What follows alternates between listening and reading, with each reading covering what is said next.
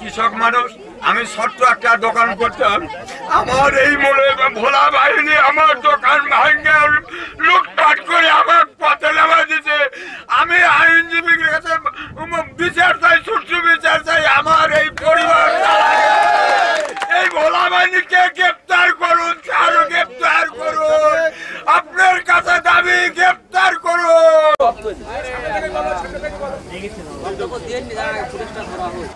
এই অত্র এলাকার শীর্ষ সন্ত্রাসী ভোলা বাহিনীর হাতে আমরা বিভিন্নভাবে নির্যাতিত, মামলা হামলা থেকে শুরু করে খুন গুম জখম, এমন কোনো কাজ নেই এই ভোলা বাহিনী না করে।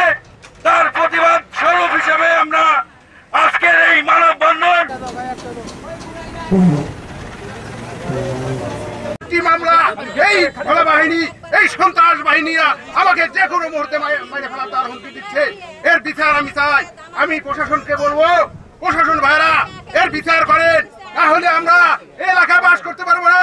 আমরা নিরীহ লোক, আমরা সাধারণ মানুষ, আমরা যাহাতে সৎভাবে বসবাস করতে পারি।